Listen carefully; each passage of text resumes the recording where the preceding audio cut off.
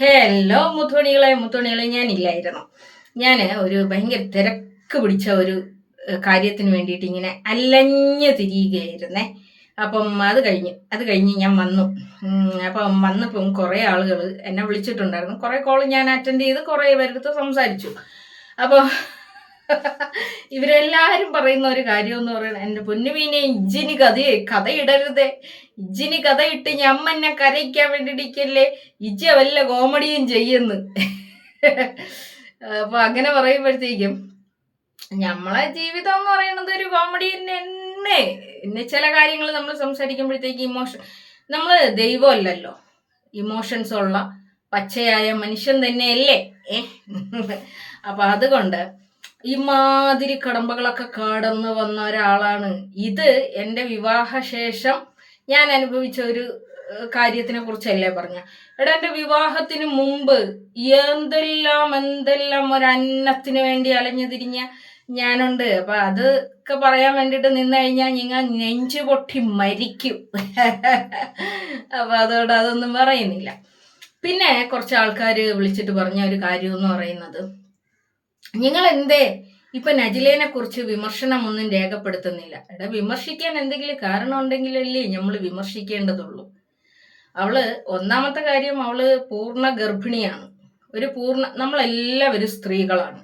നമുക്കറിയാം, അവസ്ഥയിൽ, അതും അവസാന കാലഘട്ടങ്ങളില്, കാലഘട്ടങ്ങളിലല്ല, അവസാന അവസ്ഥ എന്ന് പറയുന്നത് ഭയങ്കരമായ ഒരവസ്ഥയാണ്. അപ്പൊ ആ ഒരു അവസ്ഥയില് ഒരു കാര്യവും ഇല്ലാതെ ഒരാളെ വിമർശിക്കേണ്ട കാര്യമില്ലല്ലോ. ഒന്ന്. രണ്ട്, അവിടെ ഒരു വലിയ അടി നടന്നിട്ടുണ്ടായിരുന്നു. ആ അടിയിൽ പല്ലും മൂക്കും ഒക്കെ പോയതിനു ശേഷം അവരിപ്പോ ഭയങ്കര നീറ്റായിട്ടാണ് അവിടെ ജീവിക്കുന്നത് എന്നാണ് അറിഞ്ഞത്. വലിയ ഒച്ചപ്പാടും ബഹളങ്ങളൊന്നും, ചെറിയ ചെറിയ പൊട്ടലും ചീറ്റലുകളും ഒക്കെ ഉണ്ട്. അതിപ്പോ ഫാമിലി എന്നൊക്കെ പറഞ്ഞു കഴിഞ്ഞാൽ അങ്ങനെയൊക്കെ തന്നെയാണല്ലോ. അപ്പൊ അത് ഫാമിലി വിഷയം എന്നുള്ള ഒരു രീതിയിൽ വലിയ ഒച്ചപ്പാടും ബഹളങ്ങളും, അല്ലെങ്കിൽ മറ്റൊരാളുടെ പിന്നെ തൊളിച്ചെന്ന് കയറുന്ന അങ്ങനത്തെ തുടങ്ങിയിട്ടുള്ള കാര്യങ്ങളൊന്നും ഇല്ല.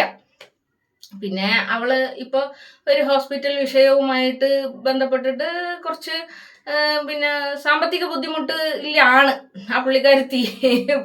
ഉള്ളതുപോലെ നമ്മൾ പറയണമല്ല. കാരണം നാട്ടുകാരും വീട്ടുകാരൊക്കെ കൊടുത്ത പൈസയൊക്കെ കള്ളും കുടിച്ച് പെണ്ണും കുടിച്ചൊക്കെ തീർത്തിട്ടുണ്ട് പുള്ളിക്കാരൻ. ആ പുള്ളിക്കാരനെ കൊണ്ട് 5 പൈസയ്ക്ക് ഉപകാരവും ഇല്ലേ. അപ്പൊ പ്രസവം എന്ന് പറയുന്നത് ഭയങ്കര ക്രിട്ടിക്കലായിട്ടുള്ള ഒരു അവസ്ഥയാണ്. അപ്പൊ ആ ഒരു അവസ്ഥയിൽ അവള് 2 ദിവസത്തിന് മുമ്പെങ്ങാണ്ട് ഒരു വീഡിയോ ചെയ്തിട്ടുണ്ടായിരുന്നു അത്രേ. ആ വീഡിയോയിൽ അവള് പറയുന്നുണ്ടെന്ന്, പ്രൈവറ്റ് ഹോസ്പിറ്റലിൽ ആണുങ്ങളെ കയറ്റില്ല എന്ന്.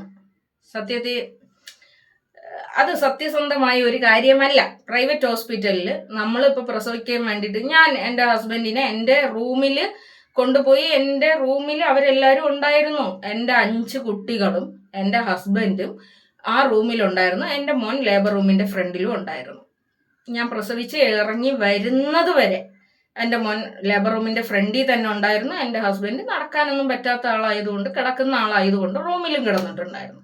അപ്പോൾ പ്രൈവറ്റ് ഹോസ്പിറ്റലിലാണ് കാണിക്കുന്നതെങ്കിൽ അങ്ങനെ ഒരു വിഷയം വരുന്നില്ല. പിന്നെ അതുപോലെ തന്നെ പിന്നെ കുട്ടിയെ തുടയ്ക്കാനും പറക്കാനും അങ്ങനെയുള്ള കുറേ കാര്യങ്ങളൊക്കെ സംസാരിക്കുന്നുണ്ട് എന്ന് കേട്ടിട്ടുണ്ടായിരുന്നു. സത്യത്തിൽ പ്രൈവറ്റ് ഹോസ്പിറ്റലിൽ നമുക്ക് തുടയ്ക്കാനും പറക്കാനും ഉള്ള തുണിയുടെ ഒന്നും ഒരാവശ്യവും ഇല്ല. അത് നമ്മൾ പിന്നെ മറ്റേ ഹോസ്പിറ്റലിൽ, അതായത് ഗവൺമെൻറ് ഹോസ്പിറ്റലിൽ പോകുമ്പോഴാണ് കുട്ടീനെ തുടയ്ക്കാനും പറക്കാനും എല്ലാത്തിനും ഉള്ള തുണികൾ നമ്മൾ കൊണ്ടുപോകണം. അതുമാത്രമല്ല, നമ്മളെ തുടയ്ക്കാനുള്ള തുണിയും നമ്മൾ കൊണ്ടുപോകണം. നമുക്ക് ഉടുക്കാനുള്ള ഒരു തുണിയുണ്ട്, അത് നമ്മൾ അവിടെ നിന്ന് തന്നെ സ്റ്റെറിലൈസ് ചെയ്തത് വാങ്ങലാണ്. സുഖപ്രസവം ആയാലും സിസേറിയൻ ആയാലും നമ്മൾ സ്റ്റെറിലൈസ് ചെയ്ത ഡ്രസ്സ് അവിടെ നിന്ന് വാങ്ങണം.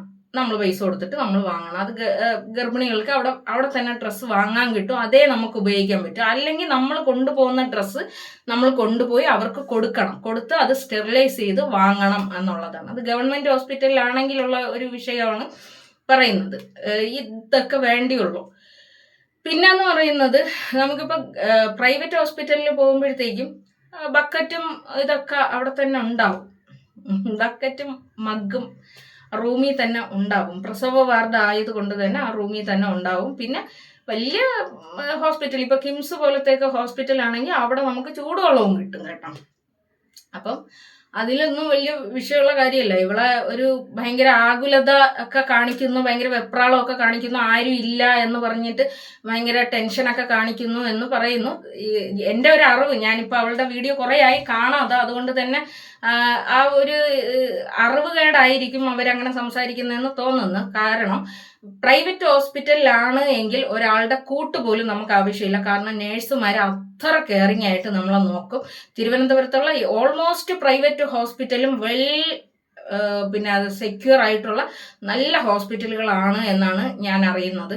ഞാൻ എന്നെ പ്രസവിച്ചത് ഇവിടെ അല്ലരിഫ് എന്ന് പറയുന്ന ഒരു ചെറിയ ഹോസ്പിറ്റലിലാണ്. പക്ഷെ അവിടെ പോലും എനിക്ക് ഭയങ്കര കെയറിങ് ആണ് എനിക്ക് കിട്ടിയിട്ടുള്ളത്. അപ്പം പ്രൈവറ്റ് ഹോസ്പിറ്റലിൽ ഓൾമോസ്റ്റ് ഏതൊരു ചികിത്സയുമായിട്ട് ബന്ധപ്പെട്ട് നമ്മൾ പോയാലും നല്ല സെക്യൂർ ആയിട്ടുള്ള ഒരു ഇത് കിട്ടും. നമുക്കൊരു സ്ത്രീയുടെ സഹായം വേണമെന്നില്ല. പിന്നെ ഉള്ളതെന്ന് പറഞ്ഞു കഴിഞ്ഞാൽ നമ്മൾ വീട്ടിൽ വന്നു കഴിഞ്ഞാൽ നമുക്ക് ഒരാളുടെ സഹായം ആവശ്യമാണ്.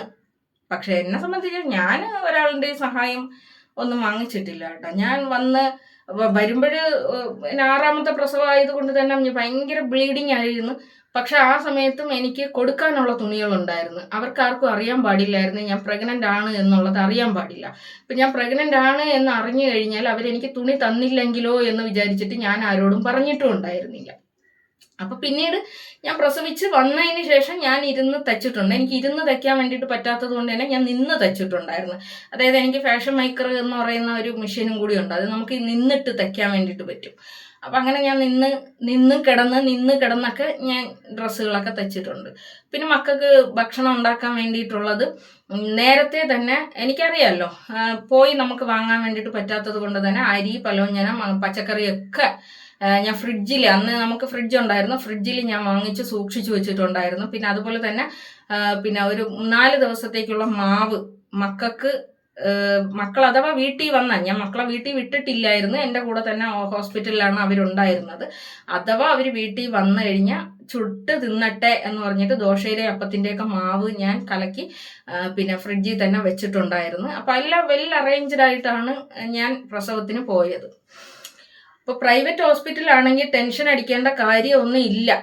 പിന്നെ നജിലേനെ കുറിച്ച് ഞാൻ എന്ത് വിമർശിക്കാത്തത് എന്ന് ചോദിക്കുന്ന ആളുകളോട്, ഈ നജിലയുടെ കൂടി നിൽക്കുന്ന, നജിലയെ ഭയങ്കര പിന്നെ പ്രൊട്ടക്റ്റ് ചെയ്യുന്ന എന്നൊക്കെ പറയുന്ന ആൾക്കാർ തന്നെ ഇവളുടെ മരണം ആഗ്രഹിക്കുന്നുണ്ടോ എന്ന് എനിക്കറിയാൻ പാടില്ല. കാരണം അമ്മാതിരി എന്നെ കൊണ്ട് റിയാക്ട് ചെയ്യിപ്പിച്ചേ മതിയാകൂ എന്നുള്ളത് പോലത്തെ ഒരു ആറ്റിറ്റ്യൂഡൊക്കെയാണ് എല്ലാവർക്കും. പക്ഷെ എനിക്ക് മനസ്സില്ല, അവൾ എന്തായാലും പ്രസവിച്ചിട്ടൊക്കെ വരട്ടെ, എന്നിട്ട് നമുക്ക് ആലോചിക്കാം. പിന്നെ ആവശ്യത്തിൽ കൂടുതലുള്ളത് അവൾക്ക് ഇപ്പം തന്നെ കിട്ടിയിട്ടുണ്ട്. എൻ്റെ കയ്യിൽ നിന്നല്ല. ഞാൻ ആരെയും ദ്രോഹിക്കാനും പറക്കാനും അവരെ ബുദ്ധിമുട്ടിപ്പിക്കാനും ഒന്നും ഞാൻ ശ്രമിക്കുന്ന ഒരാളല്ല. അപ്പം അതുകൊണ്ട് തന്നെ ഞാനങ്ങനെ ഒന്നും ചെയ്തിട്ടില്ല. പിന്നെ അല്ലാതെ അവൾക്ക് കുറേ ഒരു 5-8 കൊല്ലത്തേക്കുള്ളത് അവൾക്ക് കിട്ടിയിട്ടുണ്ട്. പിന്നെ ഇനി നമ്മളായിട്ട് എന്തിനൊന്നും ആവശ്യമില്ലാതെ അവൾ സുഖമായിട്ട് പോയിട്ട് പ്രസവിച്ചിട്ടൊക്കെ വരട്ടെ, നല്ല ആരോഗ്യമുള്ള ഒരു കുട്ടിയൊക്കെ ഉണ്ടാവട്ടെ. എല്ലാവരും അവളുടെ കൂടെ ഉള്ള ആൾക്കാർ ഇങ്ങനെ വിചാരിച്ചുകൊണ്ടിരിക്കണം അവളിപ്പോൾ പ്രസവത്തിന് പോയിട്ട് അങ്ങ് മരിച്ചിങ്ങ് വരും എന്നാണ് വിചാരിച്ചുകൊണ്ടിരിക്കുന്നത്. എന്തോ വാടേ ഇതൊക്കെ, നീയൊക്കെ ഒരു മനുഷ്യര് തന്നെയാടേ. അപ്പം അതൊക്കെയാണ് കാര്യങ്ങൾ. പിന്നെന്ന് പറയുന്നത് എന്തൊക്കെയാണ് വിശേഷങ്ങൾ? നമ്മൾ തർക്കം, ഒരാളുമായിട്ട് നമ്മൾ തർക്കത്തിന് മുതിരുന്നുണ്ട് എങ്കിൽ ഇസ്ലാമിൽ പ്രവാചകൻ തന്നെ പറഞ്ഞിട്ടുള്ള ഒരു കാര്യമുണ്ട്. നമ്മൾ ഒരാളോട് തർക്കിക്കാൻ നിൽക്കുന്നുണ്ട് എങ്കിൽ അജ്ഞരോട്, അതായത് അറിവില്ലാത്ത ആളുകളോട് നമ്മൾ തർക്കിക്കാൻ നിൽക്കരുത്. അറിവില്ലാത്തവരോട്, അതുപോലെ തന്നെ ഈ ഞാനാണ് സർവ്വതും എന്ന് വിചാരിക്കുന്ന മണ്ടനോട്, ഇവരോടൊന്നും നമ്മൾ തർക്കിക്കാൻ വേണ്ടിയിട്ട് നിൽക്കരുത്. അതായത് പ്രവാചകന്റെ പിന്നെ ഉപ്പാന്റെ ജ്യേഷ്ഠ സഹോദരനായിരുന്നു അബൂ താലിബ് എന്ന് പറയുന്ന ആ ഒരു ആൾ. അയാളും അയാളുടെ 2 മക്കളും ഈ പ്രവാചകൻ പ്രബോധനം തുടങ്ങിയ കാലം മുതൽ, അതിനു മുമ്പ്, പ്രബോധനം തുടങ്ങുന്നതിന് മുമ്പേ പിന്നെ ദ്രോഹിക്കുമായിരുന്നു.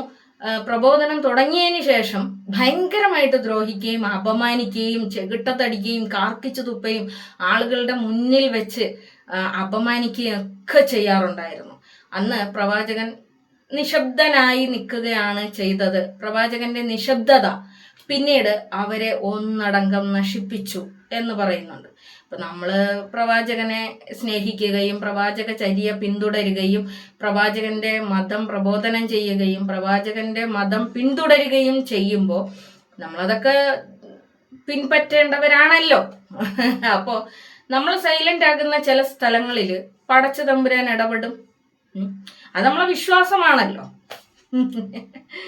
വിശ്വാസം ഒരു മനുഷ്യനെ രക്ഷിക്കും എന്നാണല്ലോ. അപ്പൊ അജ്ഞരോടും തെരുവ് വേശികളോടും ഒന്നും തർക്കിക്കാൻ വേണ്ടിയിട്ട് നിൽക്കാതിരിക്കുന്നത് നമ്മുടെ മെന്റൽ കണ്ടീഷനും ആരോഗ്യ കണ്ടീഷനും ഒക്കെ. നജില അങ്ങനെയാണ് എന്നൊന്നും ഞാൻ പറഞ്ഞതല്ല കേട്ടാ, അങ്ങനൊന്നും നിങ്ങൾ വിചാരിക്കരുത്. അതല്ല അല്ല അവളല്ല.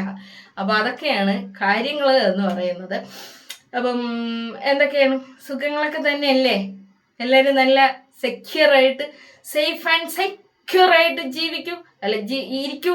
ഇന്ന് എനിക്ക് കുറേ മീൻ കിട്ടി മുത്തുമണികളെ. 300 രൂപയ്ക്ക് മീൻ വാങ്ങിച്ച്. എന്തിനാണ് അവരെടുത്ത് തന്നതെന്ന് എനിക്കറിയാൻ പാടില്ല. ഞാൻ വന്നപ്പോൾ 12 മണിയായി. ഇവർ മീനൊക്കെ അടച്ച് പോവാൻ വേണ്ടിയിട്ട് നിൽക്കുന്ന സമയത്ത് ഞാൻ ചെന്നങ്ങ് ചാടിക്കൊടുത്തു. ആ ബാക്കിയുള്ള മീനെല്ലാം കൂടി എടുത്ത് എനിക്ക് അടിച്ചേൽപ്പിച്ച്. പിന്നെ ഇങ്ങനെ ഞാൻ വിചാരിച്ച് നഗര. ഈ നഗര എന്ന് പറയുന്നത് എൻ്റെ മക്കൾക്ക് ഭയങ്കര ഇഷ്ടമുള്ള മീനാണ്. മുള്ളാണ്, അതിൻ്റെ ഒക്കെ മുള്ളാണെങ്കിൽ അത് പൊരിച്ചാൽ നല്ല രസമാണ്.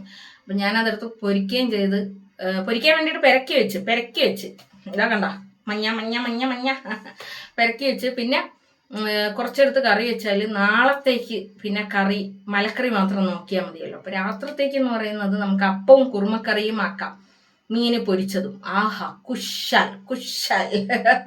അപ്പം അങ്ങനെയൊക്കെയാണ് കാര്യങ്ങൾ. ഓക്കെ.